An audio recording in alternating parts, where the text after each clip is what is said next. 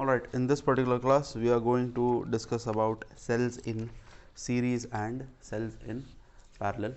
Yeah, so last class we have learned the relation I is equal to E by R plus R and V is equal to ER by R plus R.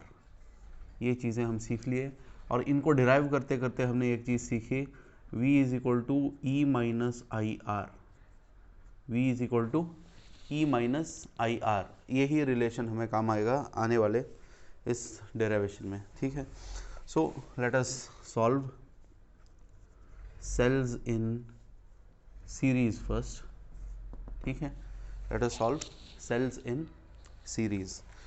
Now cells in series का मतलब and to and connection होगा. ठीक है, and to and connection मतलब एक battery लूँगा, done, एक और बैटरी लूँगा, so this will be your circuit, done, and first one I can call it E1, second one I can call it E2. Let their internal resistance be R1 and R2. Clear? Let this particular battery cell be between A and B, this will be between B and C. ठीक है, and और क्या चीज़ mark कर सकते हैं, current positive terminal से जाता है करंट, तो ऐसे जाएगा. ठीक है, यहाँ से भी पॉजिटिव टर्मिनल से, तो इस तरीके से आपका करंट मूव होता है. ठीक है, एंड इसको रिप्लेस हम करेंगे तो एक इक्विवेलेंट बैटरी से करेंगे, ई एस जो सीरीज़ इक्विवेलेंट होगा E1 E2 का, और आर एस होगा उसका इंटरनल रेजिस्टेंस, या फिर E equivalent R equivalent, E equivalent and R equivalent. Where is it connected between A and C, क्योंकि इन दोनों को रिप्लेस करके एक को ला रहे हैं, ये दोनों मिलाकर ए एंड सी के बीच में है, तो equivalent cell will also be between A and C, current flowing through it will be I. So this is how your circuit is. Clear? So let me repeat what I have done. Consider two cells. Okay, explain करने से पहले समझा देता हूँ. दो cell मैंने लिए हैं जो सीरीज कनेक्शन किया है. एक सेल है ए बी के बीच में, एक और सेल है बी एंड सी के बीच में.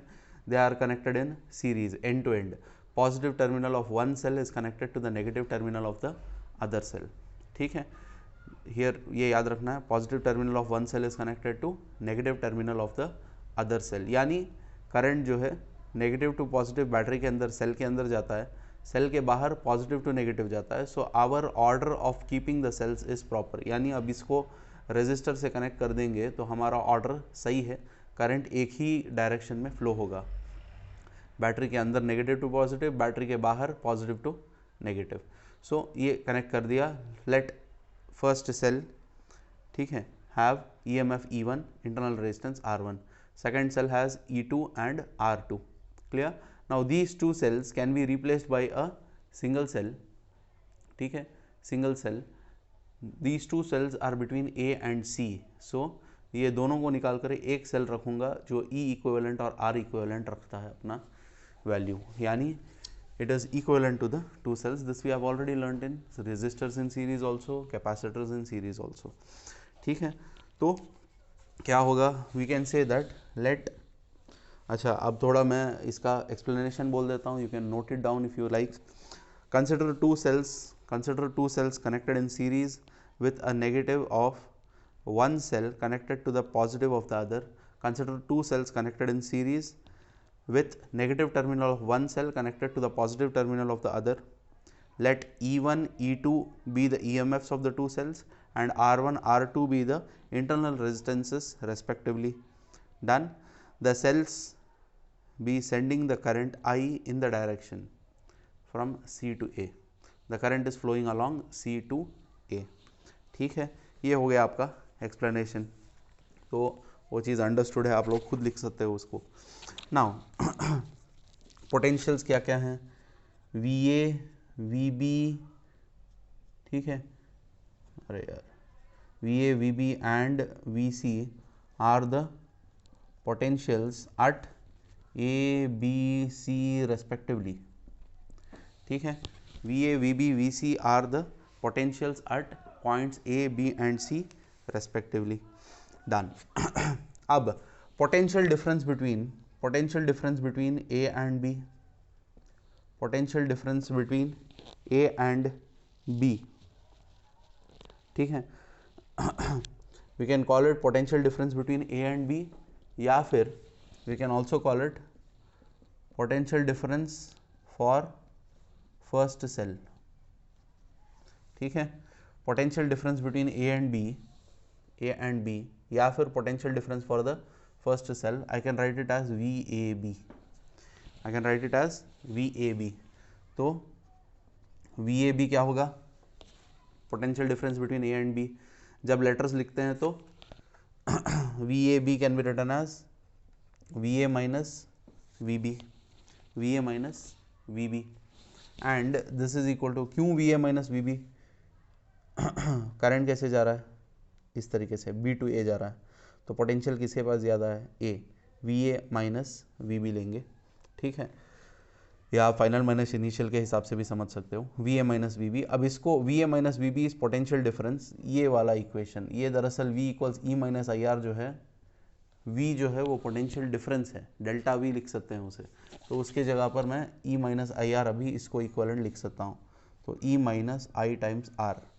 तो जब ये मैं लिख रहा हूँ, ई क्या है, ई जो है पहला सेल है तो ई वन, ठीक है, आई क्या है, it is the main current, और current does not divide in cell series combination, तो आई को ऐसे ही रखता हूँ, आर इज आर वन, तो V A minus V B is equal to E one minus I R one, E one minus I R one, ठीक है। Next potential difference for second cell, potential difference for second cell is nothing but potential difference between B and C, that is given by VBC,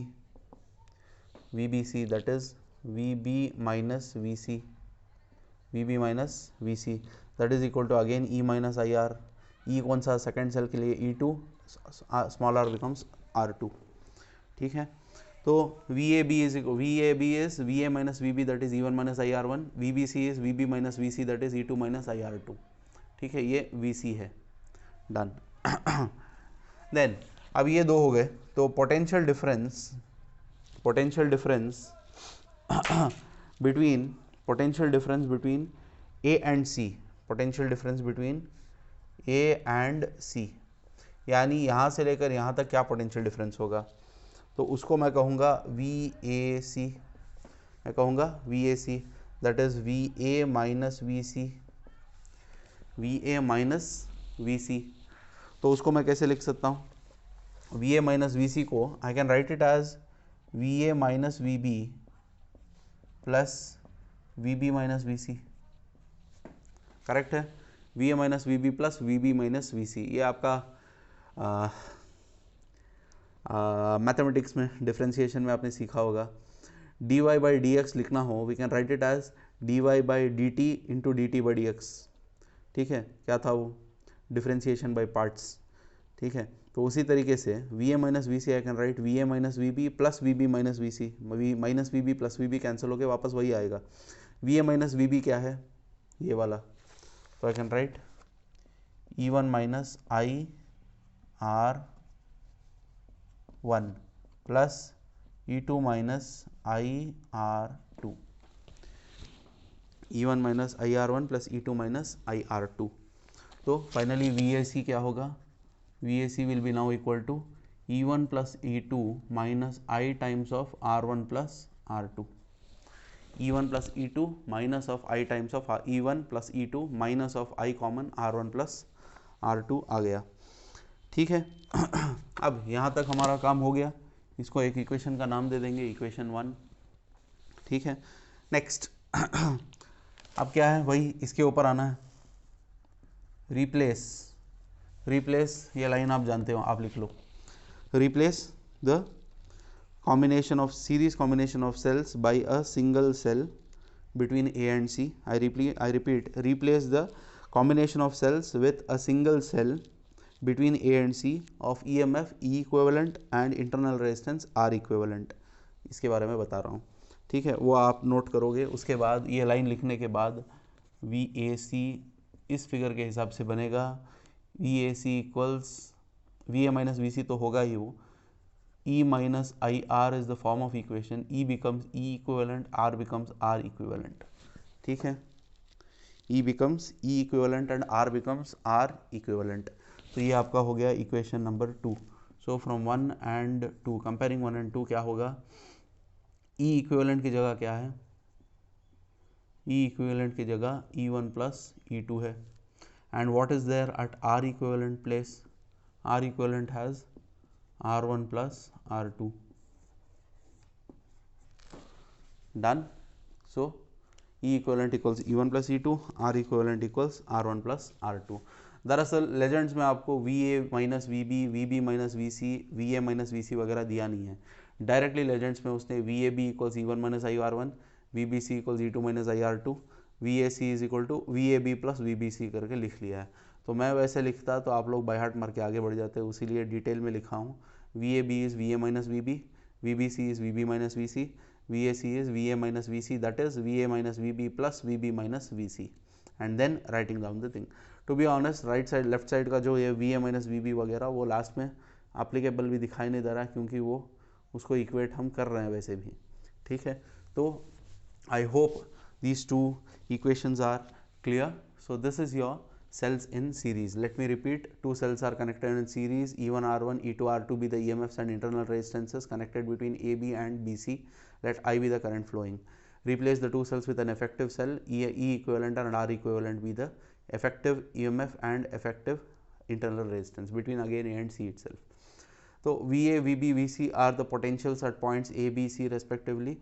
Potential difference between A and B is given by VA minus VB equals VA.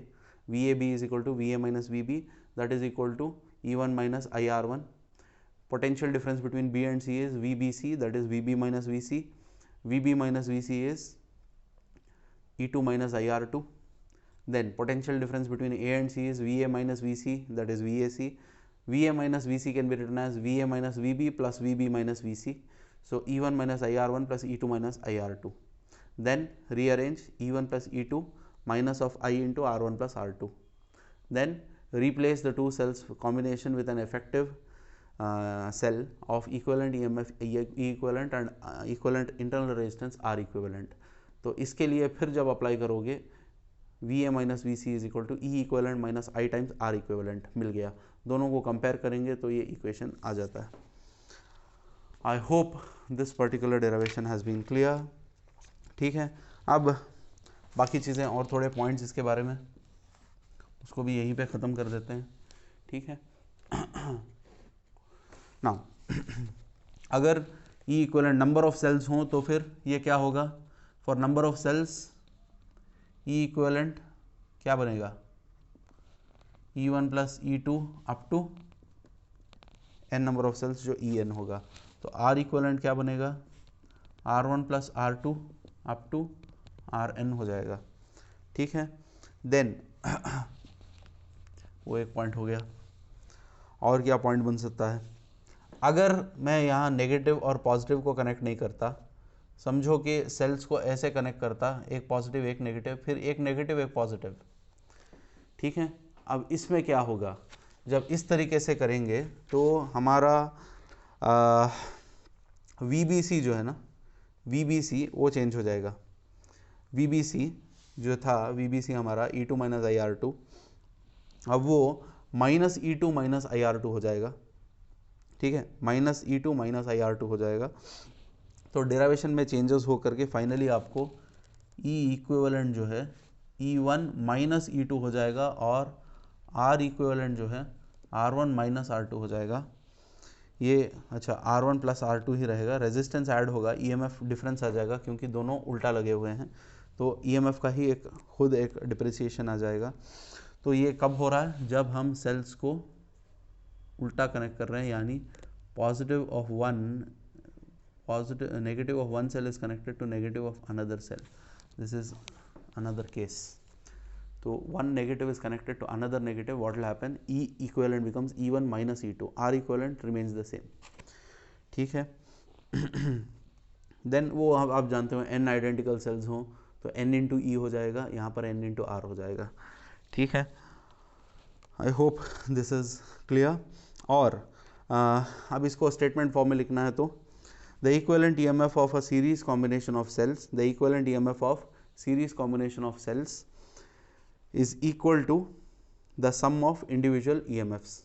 ठीक है, the equivalent internal resistance of series combination of cells is equal to sum of individual internal resistances. तो direct है statement, the sum of EMFs, the equivalent EMF in series is equal to the sum of individual EMFs, the equivalent internal resistance of series combination is equal to sum of individual internal resistances. I hope this particular derivation is clear. I thought I'll do two together. Anyhow, ये चीज़ आप clear कर लें and market, ठीक है, very very very very important with respect to your exam point of view. ये और parallel combination तो दोनों भी बहुत ही इंपॉर्टेंट है। ये जो अगले 3 क्लास जा रहे हैं ना, cells in series, cells in parallel, Kirchhoff laws, Wheatstone bridge, ये जो टॉपिक्स हैं, किरचॉफ लॉज तो स्टेटमेंट्स हैं, जो व्हीटस्टोन ब्रिज आएगा, तो ये जो तीनों डेरिवेशन आएंगे, cells in series, cells in parallel and Wheatstone bridge, ये तीनों I can say the most important derivations of the entire chapter. Clear? So you will practice this, I don't know 5 times or 10 times, but it should be in your mind all the time. Clear? So we will stop with this session. We will continue with the next session with cells in parallel combination. Thank you.